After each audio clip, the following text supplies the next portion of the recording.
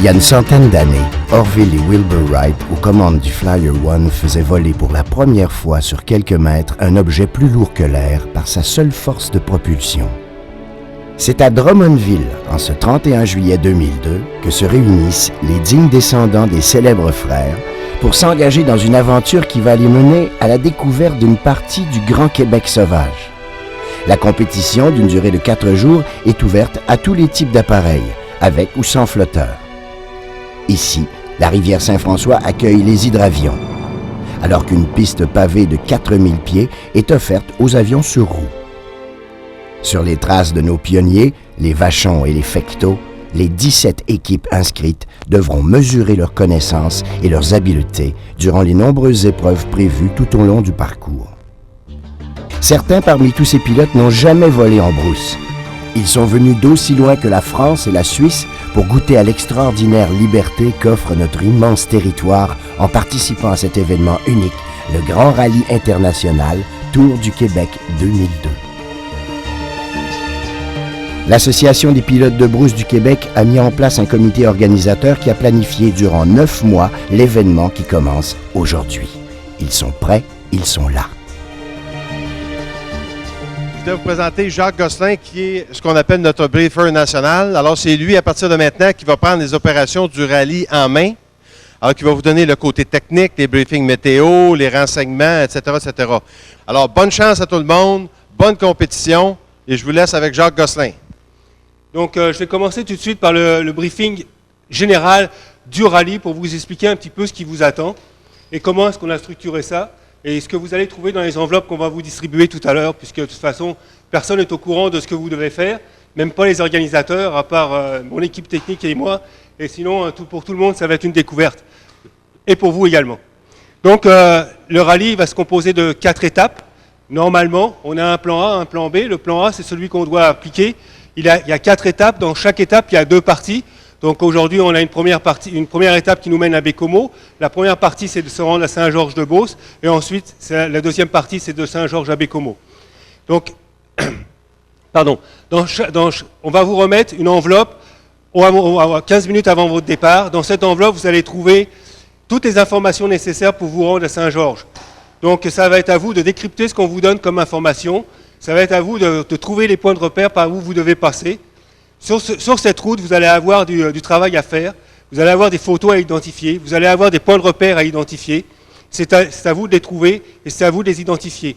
Maintenant, dans la même enveloppe, vous allez trouver des enveloppes au secours. Ces enveloppes au secours sont là pour vous aider au cas où vous vous perdez. Par contre, à chaque fois que vous ouvrez une enveloppe au secours, malheureusement, ça vous compte des points en moins. Alors, essayez de déchiffrer ce qu'on a écrit. Des fois, ce n'est pas toujours évident, il va falloir que vous réfléchissiez un petit peu. Des fois, c'est plus facile, des fois, c'est plus difficile. Mais enfin, je pense que vous êtes tous là pour vous amuser et que vous êtes tous capables de trouver les solutions. Donc, vous devrez normalement vous rendre à la bonne destination. Si jamais vous vous perdez, c'est pas grave, on va à Bécomo. Ce que j'ai à côté de moi, c'est le trophée Arthur Fecteau. Arthur Fecteau, dans l'histoire de l'aviation au Québec, est un personnage très important. C'est un pionnier qui a servi à développer l'aviation ici au Québec et l'aviation de brousse, bien entendu. Ça, c'est une sorte de coupe Stanley pour celui qui va gagner le rallye. Bien sûr, il y a une vulgaire somme d'argent aussi au gagnant de 10 000 $, mais ça ne vaut rien à côté du trophée Arthur Fecteau.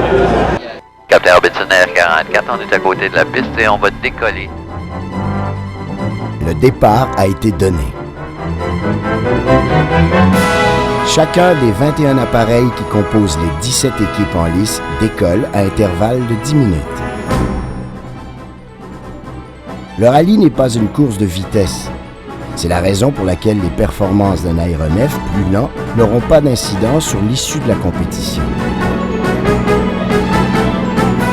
Le moment du départ de chaque avion est contrôlé par les organisateurs, mais il appartient aux pilotes d'observer les procédures de l'aéroport, de même que les procédures en vol. Aux 21 avions qui participent au rallye s'ajoutent ceux des organisateurs et des supporters qui suivront le cortège ou qui s'y grefferont tout au long du parcours. En tout, voilà pas moins de 45 appareils qui convergent vers la même destination.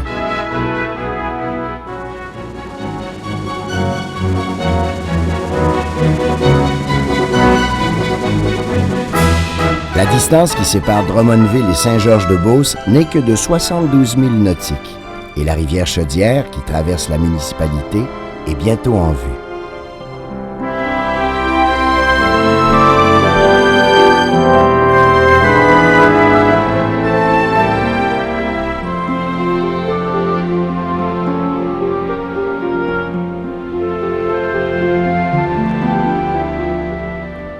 La Beauce a vu naître bon nombre de pionniers francophones qui marquèrent l'histoire de l'aviation canadienne. Les 4 frères Vachon, qu'on surnommait les Chevaliers de l'air, et les 2 frères Fecteau, qui participèrent activement au développement de l'Abitibi, en sont les plus renommés.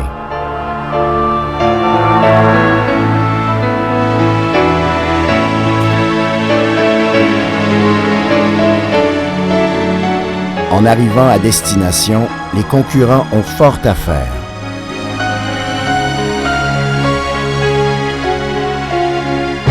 Un atterrissage ou un amérissage précis leur accordera 100 précieux points. Ici, sur la rivière Chaudière, des flotteurs ont été disposés sur une courte distance. Le pilote doit poser sa machine sans rebond entre les 2 marques.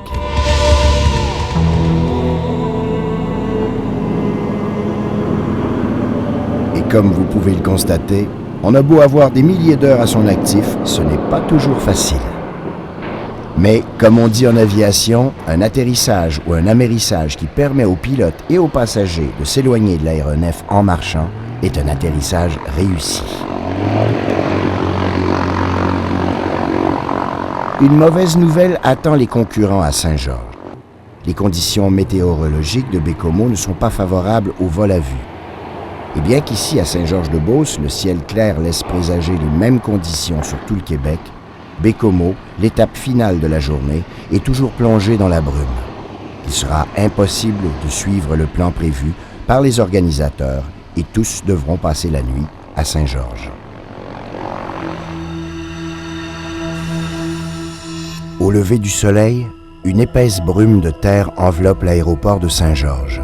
Il est impossible de décoller dans ces conditions et les concurrents doivent encore attendre que Dame Nature daigne bien soulever son voile. Les prévisions météorologiques anticipent le dégagement vers 10 heures ce matin et chacun doit faire preuve de patience. Certains inspectent une seconde fois leur appareil tandis que d'autres se familiarisent avec le parcours du jour en consultant leur carte aéronautique.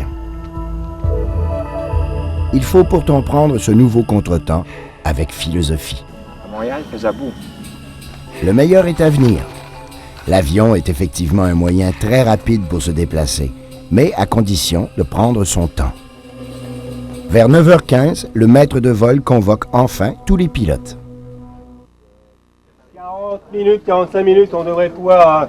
donc si vous avez des visites prévoles à faire, chargez vos affaires, préparez tout ce que vous avez à préparer, c'est le temps. Un dernier mot, pour les enveloppes, évidemment, c'est 15 minutes avant votre décollage. Donc Michel Laporte, dès qu'on va voir qu'on va pouvoir commencer à donner des heures, on va refaire un meeting pour vous donner vos heures. Et à partir de ça, 15 minutes avant, vous venez chercher vos enveloppes et vous décollez comme hier. 10 heures. L'ordre de départ est donné. Chacun leur tour, les avions prennent place sur la piste et s'envolent. Les responsables de l'étape Saint-Georges-de-Beauce ont accompli des prouesses en trouvant rapidement où loger tous les équipages pour la nuit, ce qui a eu pour effet de prolonger nos échanges avec les autorités locales et de raffermir nos liens avec les pilotes de la région. C'est d'une collaboration comme celle-là que peut naître un événement d'une telle envergure. Du côté des avions sur flotteurs à l'hydrobase, l'attente semblait d'autant plus longue que les conditions matinales se prêtaient déjà à l'envolée. Mais pour la bonne marche du rallye et l'espacement entre les décollages, eux aussi ont dû attendre l'autorisation du maître de vol. Les voilà libres de le faire. Le comité organisateur a dû réaménager le déroulement de cette deuxième journée pour reprendre le temps perdu. Et c'est une journée de vol chargée qui attend les pilotes. Au moins 458 milles nautiques à franchir, c'est-à-dire près de 850 kilomètres. Nous sommes au deuxième jour de rallye actuellement et les concurrents ont enfin pu prendre le départ. En fait, le rallye a été un petit peu contremandé hier en après-midi parce que les conditions météo pour Bécomo était pas très bonne. Alors, il a fallu faire autrement. Ici, à Saint-Georges-de-Beauce, on nous a accueillis. Et puis maintenant, aujourd'hui, ce matin, la brume s'est levée et on est au départ et on se dirige vers Bécomo. Puis on va enchaîner ce qu'on devait faire hier, c'est-à-dire Bécomo, et ensuite Manic 5 et Saint-Honoré à Chicoutimi. Alors tout le monde est bien encouragé, l'esprit est très bon quand même, parce que enfin on vole.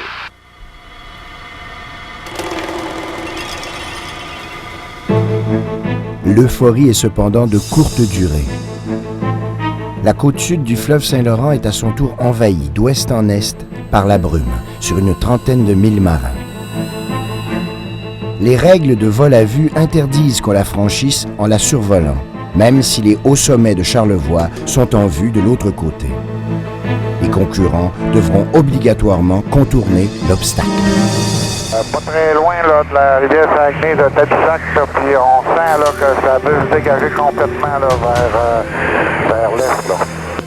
Ah, OK, alors probablement qu'ils vont être obligés de longer la brume, les gens du rallye, pour se rendre jusqu'à l'endroit où ils traversent à peu près vis-à-vis Rivière-du-Loup, au Pic, je sais pas quoi. Affirmatif, je pense qu'il n'y a pas de problème. La brume a l'air de vouloir se dissiper plus on approche de Tadoussac. Quelques-uns choisissent de dévier vers l'ouest et de là, traverser le fleuve sur une plus courte distance. Dès lors, c'est toute la majesté de la Côte-Nord qui s'offre au regard des aviateurs.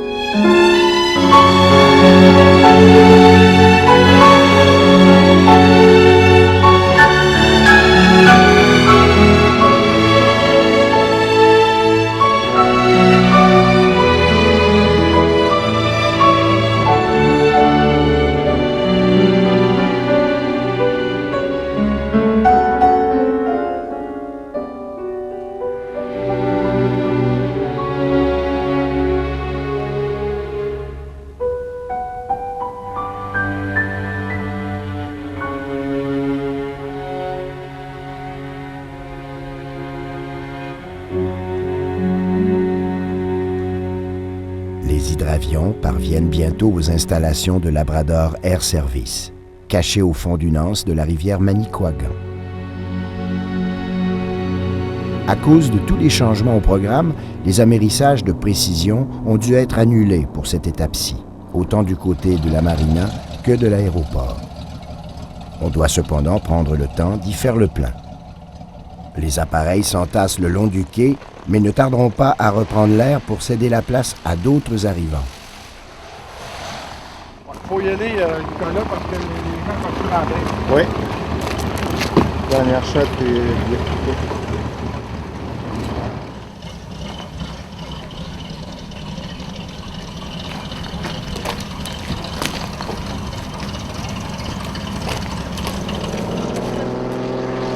Baie-Comeau, ainsi nommé en mémoire de Napoléon-Alexandre Comeau, naturaliste, géologue et trappeur, constitue un lieu privilégié pour l'aviation de brousse. La ville est située aux portes du Nord et les activités de pêche et de chasse y attirent les touristes de partout.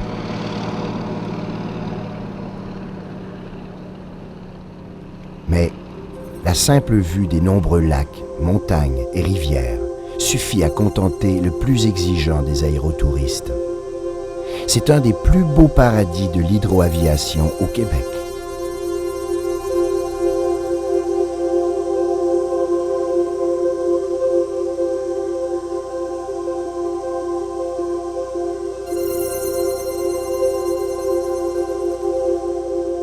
Les concurrents sur roues se sont posés à quelques kilomètres au grand aéroport de Baie-Comeau.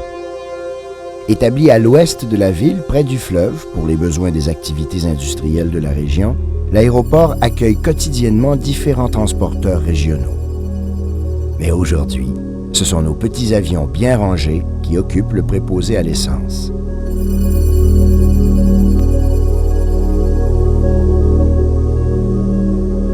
La pause est de courte durée. Manic 5 et le lac Louise nous attendent au bout des 95 000 nautiques que nous franchirons en direction nord, alors que nous survolerons la magnifique rivière Manicouagan. Sans compter qu'il faudra ensuite vite rallier Chicoutimi, 150 000 plus loin, avant la tombée du jour.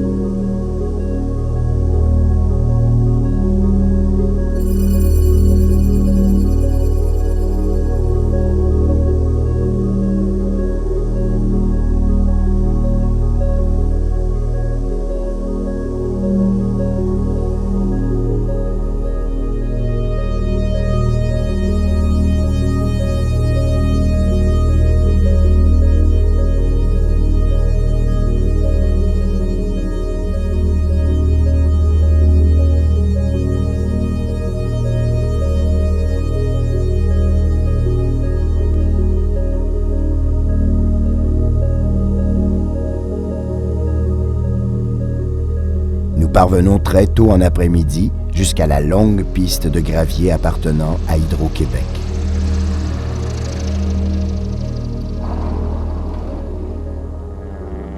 Ici, les équipages sont un peu laissés à eux-mêmes et ils prennent un peu de repos avant d'entreprendre la dernière étape de la journée, vers le lac Sébastien pour les hydravions et Saint-Honoré pour les autres. Les hydravions amérissent et décollent du lac Louise tout à côté.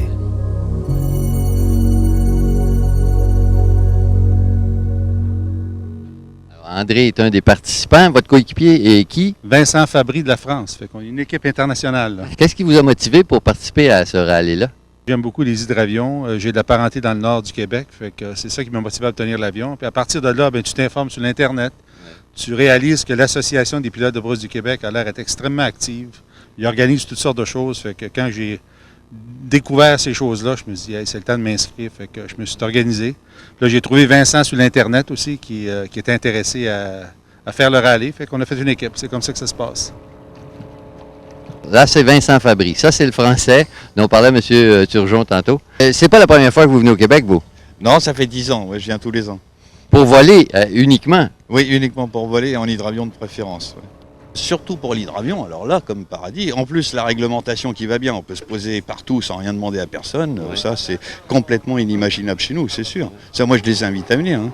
Et puis, ça fait l'occasion de nouer des contacts avec de nouveaux copains.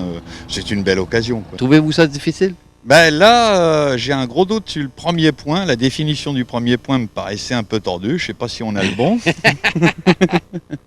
Les photos, pendant que je faisais le questionnaire, pas vu une. Et dans le questionnaire, il y a un problème avec les questions d'altimétrie qui sont en pouces de mercure. Mais c'est ça qui est marrant, hein, c'est justement de faire une équipe mixte comme ça. Moi, de toute façon, quand je viens, je vole toujours avec un Québécois. Je préfère justement pour découvrir des choses comme ça. Moi, ça me plaît. Ça. Eh ben, c'est l'équipe de France. Une autre! On dirait qu'il y a juste des équipes de Français qui se rendent ici. Voilà, on est arrivés, ouais, c'est sûr. Alors? Nous, on était les participants à la branche Manicouagan, du deuxième avion de l'équipe de France. D'accord. Ouais. Ça s'est bien passé? Bah, parfaitement. En navigation, c'est très simple. Question, on a un petit peu merdouillé. Il faut bien le dire. Canada merdouillé. Ah oui, quand ça sent pas bon, il y a des choses qu'on connaît, oui, bien sûr. Mais la principale des choses, c'est la participation à ce rallye qui est vraiment magnifique. Découvrir des paysages grandioses et puis inconnus chez nous, hein, c'est ça. Et alors, vous avez loué un avion ici pour le faire? Voilà, et puis un bel avion qui s'appelle... Il s'appelle comment? Il s'appelle Sierra Echo X-Ray. Il faut traduire. D'accord. Beaucoup de travail sur le rallye. Les minutes et les secondes sont comptées. Ben écoute, pour nous, ça va bien. Ce matin, la navigation était excellente. Tout s'est bien déroulé. La deuxième étape a été beaucoup plus difficile puis moins productive.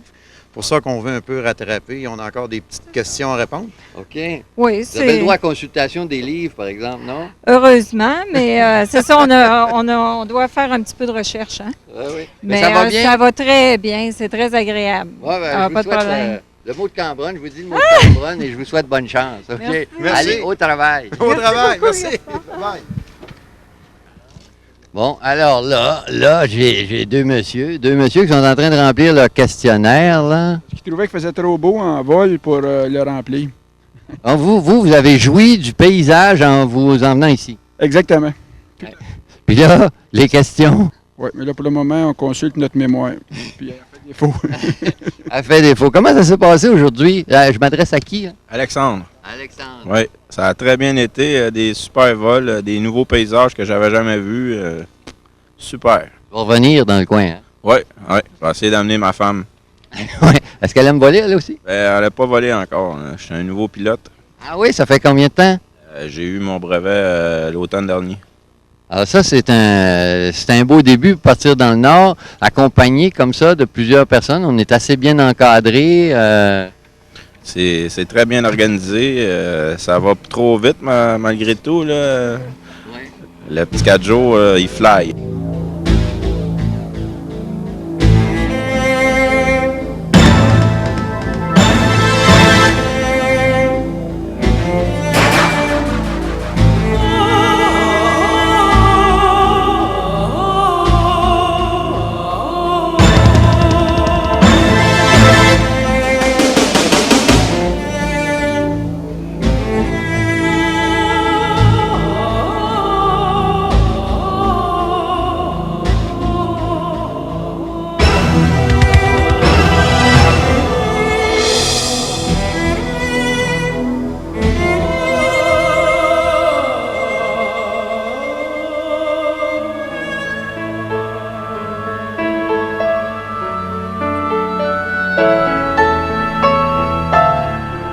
Après 1h30 de vol, les pistes de Saint-Honoré sont en vue.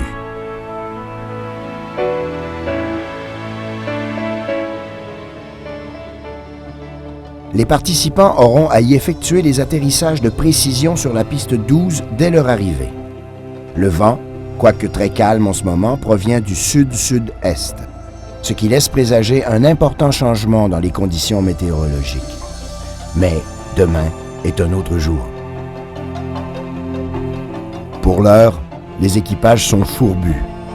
La tête pleine de souvenirs et de paysages grandioses, ils mènent leur avion jusqu'au puits du terminal pour y faire le plein de carburant en prévision du long vol de demain et ranger les avions pour la nuit.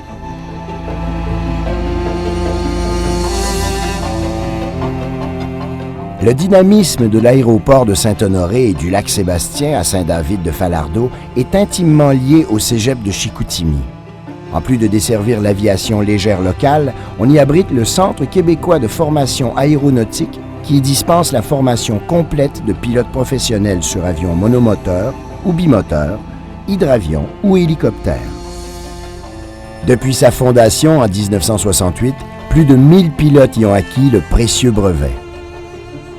Sur les 400 demandes d'admission annuelles, seulement 10% des candidats pourront y poursuivre leurs études en vue d'obtenir un diplôme d'études collégiales en aéronautisme.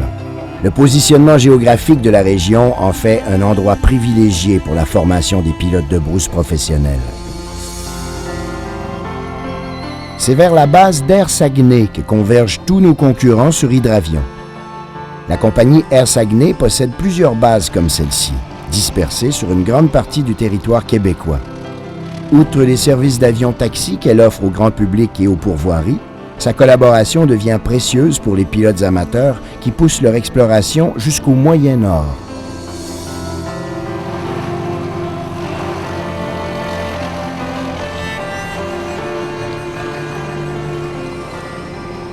En donnant accès à leurs réserves d'essence dans les coins les plus reculés, des entreprises comme Carguair, Proper, Labrador Air Service, Air Saguenay, pour ne nommer que celle-là, contribuent largement à l'essor de l'aviation de tourisme et à l'occupation du territoire.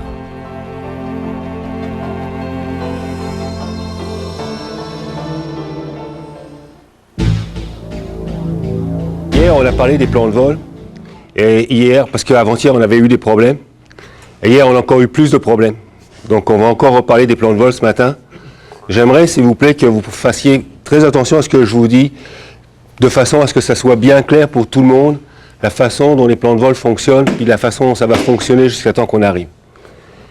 Avec KILAV Canada, on a pris une entente comme quoi on dépose des plans de vol collectifs. Donc, tous ceux qui sont concurrents vont être sur un plan de vol collectif. Hier, apparemment, c'était le bordel à travers la province, excusez l'expression, mais FSS de Montjoly était en alerte, celle de Sept-Îles était en alerte, celle de Roberval était en alerte. On cherchait 15 avions qui s'étaient perdus dans le bois. Alors, c'était pas drôle pantoute. À 8h, hier soir, à 8h, quand on a atterri, le premier qui est tombé sur le dos, c'est le gars de la tour, en disant « Appel d'urgence à la FSS à Québec » et elle s'appelle celle d'urgence à Roberval parce que tout le monde court après vous. C'était un peu paniquant pour tout le monde. Alors, non, pas pour nous, au vol, on n'était pas au courant, alors ça a très bien été. Mais si vous êtes levé ce matin à 6h, pour les courageux qui étaient déjà réveillés, vous êtes aperçu qu'il y avait des orages pas mal, ça tonnait, ça pleuvait très fort. Et, ensuite, vers 7h, 7h15, c'était déjà revenu beau. C'était un premier front qui est passé. On va avoir un deuxième front qui devrait être peut-être là en ce moment, je ne sais pas ce qu'il fait dehors là, mais ça devrait passer à peu près à cette période-ci, 9-10 heures du matin. Après, ça se dégage très vite. Donc pour 11 heures locales, on s'attend à ce que les conditions soient déjà dégagées, comme celles qu'on a vues vers 7h, 7h15. Il y a deux épreuves. Première épreuve que toutes les équipes doivent passer, l'épreuve du parachute. Alors ça, c'est une des épreuves au sol. Il s'agit pour les équipes de fabriquer un parachute, d'y accrocher un œuf qui n'est pas cuit dur, un œuf de poule bien frais, et d'essayer de le lancer sur ce plancher sans que ça casse.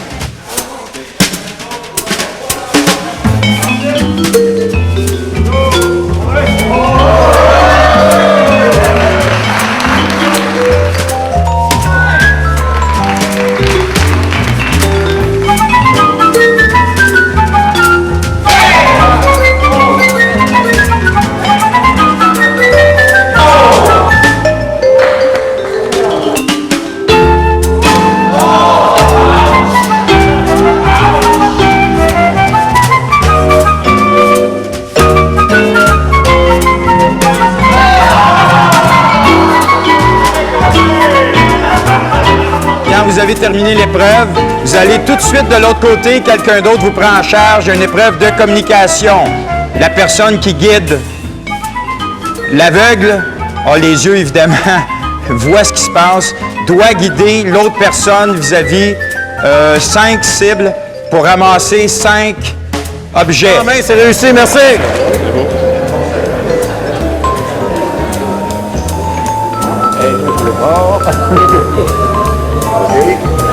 OK, tourne à gauche, à droite. À droite encore, à droite. OK, avance tout droit. Tout droit, tout droit, tout droit. On va encore. Un petit peu à droite, un petit peu à droite, un petit peu à droite.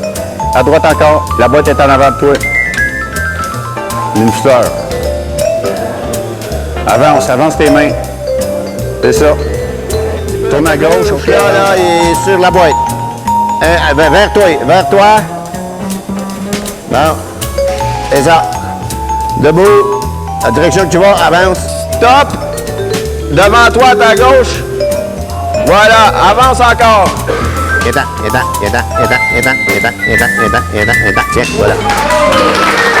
Encore chasse à gauche. La caisse est devant. C'est bon, encore. Il est midi actuellement. On vient d'annoncer officiellement que la journée de rallye aujourd'hui était contremandée. Alors, et le comité organisateur va décider ce qui va se passer maintenant. La raison, c'est que la météo ne permet pas de faire un vol sécuritaire d'ici à Chibougamau et ensuite à Val-d'Or.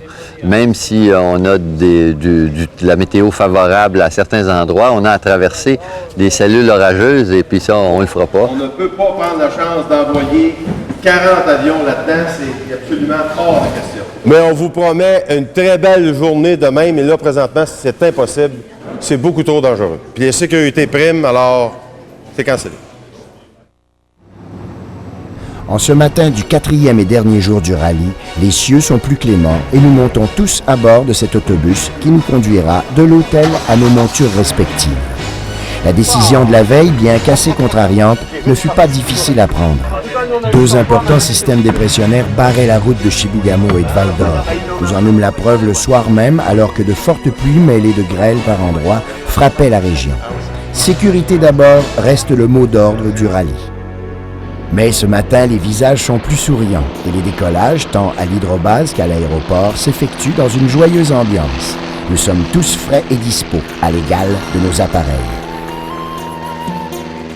Pour chacun de nous, voler est une passion difficile à expliquer. Être assis dans un cockpit, c'est occuper le trône d'un roi. Se mouvoir dans l'espace, c'est pénétrer dans la légende d'Icare. Nous sommes à la fois les oiseaux et les pilotes d'essai de Léonard de Vinci. Voler, en somme, c'est réaliser le plus vieux rêve de l'homme, c'est participer à l'histoire. Aujourd'hui, on est au départ de Saint-Honoré, en direction de Chibougamau. Le rallye a donc repris ce matin avec du beau temps. Cependant, l'étape de Val-d'Or a dû être annulée. Celle de Chibougamau a été reportée aujourd'hui, mais Val-d'Or étant trop loin pour revenir ensuite à la fin du rallye au lac à la Tortue, ça a été annulé. Malheureusement, on nous attendait là-bas et puis, on ne peut pas y aller.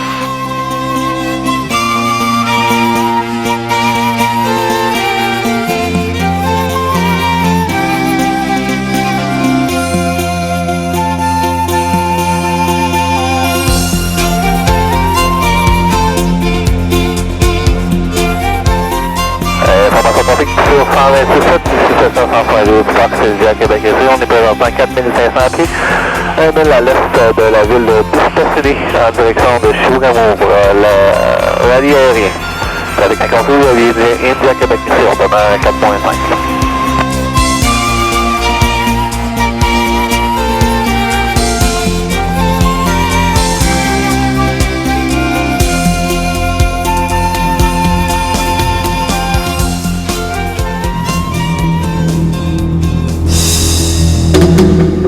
Information trafic là, pour dans le coin de Chibougamau, là, à peu près à 80 000 au nord, là, Golfe Sierra Nova Alpha. Il faut lui monter à 16 700 pieds pour passer par-dessus la couche nuageuse. Il devrait avoir pas mal de pluie sur la ligne entre Chibougamau Saint-Honoré. OK, merci. Jusqu'ici, là, c'est à 80 de Chibougamau. La pluie est trop forte. On voit pas en face de l'avion. L'activité électrique maintenant? Affirmatif. Il y a quelques éclairs qui sont sortis de la plaine alors. OK, on prend note parce que d'ici, là, ça avait plus l'air d'un TCU. J'ai pas vu d'activité électrique encore. Fait qu'on vérifie un rapprochement. Et puis moi aussi, ma trajectoire, en faisant navigation demandée, là, je pense que ça va être meilleur vers le nord. Dis-moi, Delta Charlie, moi je suis présentement à la verticale des fils électriques. Je suis enligné sur la centrale électrique. Il y a un petit peu de turbulence, mais rien de grave. Bon, mais quand tu vas arriver sur la pointe, là, check-toi, mon gars. Station à plan de Sierra Echo Express, on a contourné par le nord, on est à 48 nautiques de Chibougamau et les conditions VFR sont excellentes. Heureusement, l'orage est très localisé. La pluie a cessé et pour le reste de la distance à parcourir, la visibilité est à son meilleur. Tout près de l'aéroport de Chibougamau, nous parvenons à l'endroit où aura lieu le bombardement au sac de farine. Il s'agit pour chacune des équipes de descendre à 500 pieds minimum et de laisser tomber un petit sac de farine le plus près possible du centre de la cible dessiné au sol. Un seul passage est permis et à cette distance, il n'y en aura pas de facile. Le pilote doit tenir compte du vent, de l'altitude et de la vitesse de l'avion. Un juge de ligne surveille la manœuvre. On pourrait croire qu'il devrait mieux se protéger la tête, mais avoir la précision des tirs, il ne court pas grand danger. La cible non plus d'ailleurs. Aucun concurrent ne réussira à l'atteindre. Chibougamau, qui signifie lieu de rencontre en langue inoue, est depuis 1950 une importante ville minière, mais a su diversifier depuis ses intérêts économiques. L'immensité de la forêt boréale explique la présence de ces avions-citernes CL-415 qui veillent au grain en temps de sécheresse. La base du lac Caché, fondée par Arthur Fecteau lui-même, ouvre une autre porte sur le nord aux amateurs de grands espaces. Ici, l'avitaillement se fait à l'huile de bras. Bon, ça, c'est une image qu'on retrouve régulièrement dans le Grand Nord. Un gars debout à côté d'un drum de 45 gallons avec une pompe à bras pour remplir son avion. Après les salutations de M. Donald Bubard, maire de Chibougamau, qui nous pardonne notre retard, chacun reprend le chemin du ciel en direction du lac à la Tortue, l'étape finale.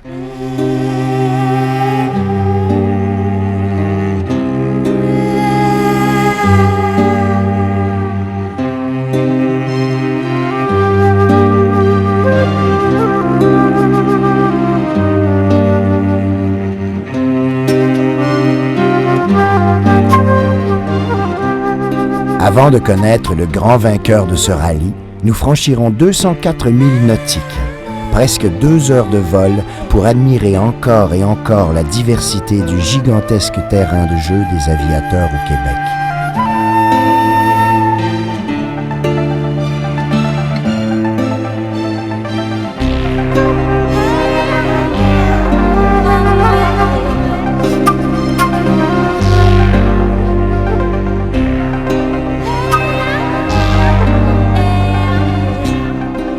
Les derniers arrivants tentent d'arracher quelques points supplémentaires, alors que prend fin la belle aventure.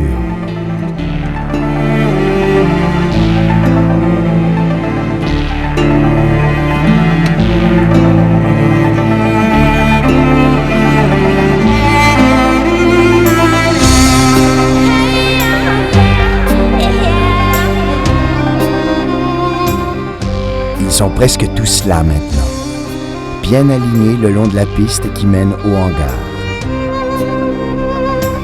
Le lac à la Tortue a une longue histoire. Le lac lui-même et l'aéroport sont le berceau de l'aviation de brousse et de l'aviation commerciale au Canada et dans le monde. C'est d'ici que les Curtiss Seagull et les HS-2L s'envolaient au tout début des années 20 pour effectuer des patrouilles de feu, photographier le territoire afin d'en évaluer le contenu forestier ou conduire des explorations minières. C'est ici que la grande aventure de l'aviation canadienne a commencé. Et c'est ici que notre rallye se termine. Un grand banquet sous le chapiteau va couronner l'événement. Les bons gars, excellent. Une belle histoire à raconter à nos enfants. Salut. Notre équipe était composée de 2 appareils. On est partis tous les 2 pour Saint-Georges-de-Beauce. À Saint-Georges-de-Beauce, l'hydravion est resté la nuit dehors sur l'eau. On ne l'a pas sorti. Et il y a une des flottes qui a pris l'eau. Donc à cause d'une fuite, on n'a pas réussi à arranger cette fuite. Donc on a été obligé de partir avec un seul avion jusqu'à Bécomo. Est-ce que vous referiez un rallye comme celui-là? Ah, tout à fait. Et demain ou après-demain s'il faut, après une bonne nuit de sommeil. Vous, il faut parler un petit peu de votre histoire. Vous avez découvert le rallye comment? C'est un petit peu un hasard. On a découvert ça sur Internet, une petite recherche, 3 mots-clés, rallye aérien, Tour du Québec, etc., des choses comme ça, et on est tombé là-dessus par hasard. Hein. Qu'est-ce que vous retenez là, de ce rallye qui vous a emmené ici pour la première fois au Québec? Ouais, pour moi, c'était la première fois que je venais au Québec. Je retiens une expérience formidable, quoi. Pour les gens, déjà, les Québécois sont géniaux, quoi, un accueil formidable, puis les paysages sont grandioses. Donc on est vraiment content d'avoir pu monter jusqu'à Manic 5 surtout, pour voir vraiment la forêt, lac, il n'y a rien d'autre, rien. Alors que chez nous, c'est pas du tout ça, nous on a des villages qui suivent directement l'un après l'autre. Donc là, c'était vraiment des immenses traversées à travers des paysages magnifiques. Ça, c'était vraiment génial. Ça a quand même bien été, on a adoré ça. On devrait reprendre l'année prochaine, je pense bien. Ben moi, je suis venu en touriste. J'ai appelé Gérald et Jocelyn, puis je leur ai dit, bon, moi, là, je suis prêt à participer à condition que c'est vous autres qui fassent toutes les legs, puis moi, je vous suis. J'ai adoré, puis les autres, ils ont fait un travail extraordinaire, puis en tout cas, je pense qu'une autre année, là, on va être de la partie. Il est déjà pilote?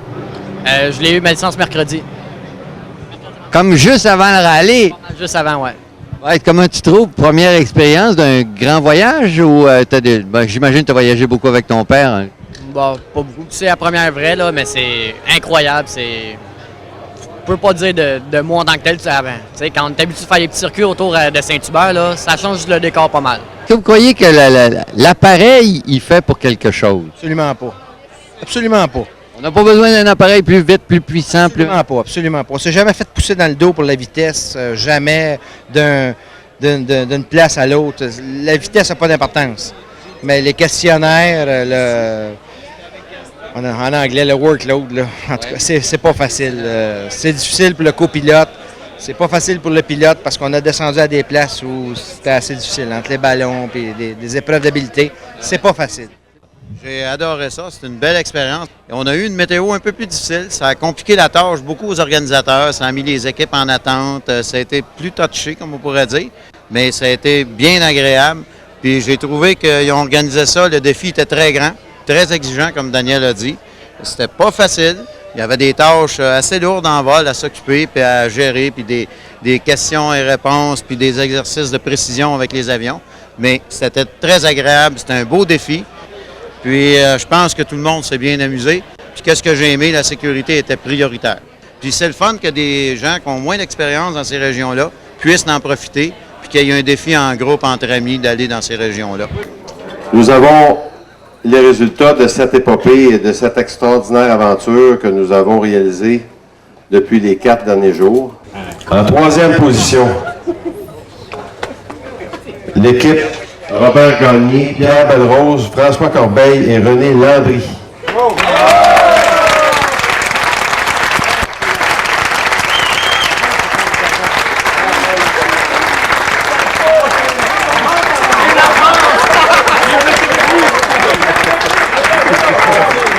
Ceux qui auraient pu gagner aujourd'hui avec 1254 points. André Turgeon, Vincent Fabry, Daniel Saint-Georges, André Douel.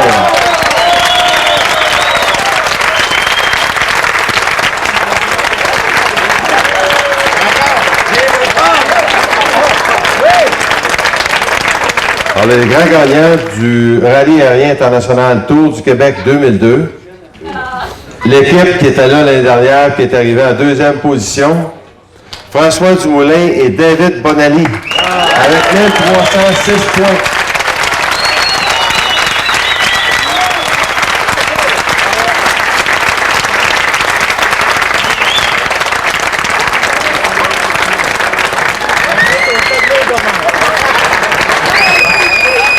évidemment, vous savez tous que le travail de l'organisation d'un grand rallye aérien comme ça, c'est un travail d'équipe. Alors, il y a une équipe extraordinaire qui a travaillé là-dessus. On a travaillé beaucoup depuis le mois de novembre l'année dernière.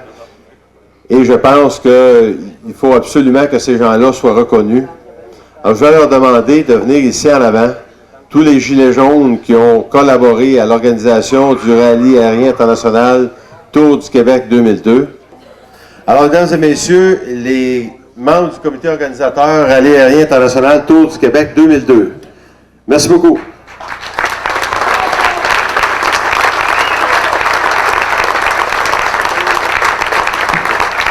Moi, je voudrais simplement rajouter mon président, organisateur, Camille.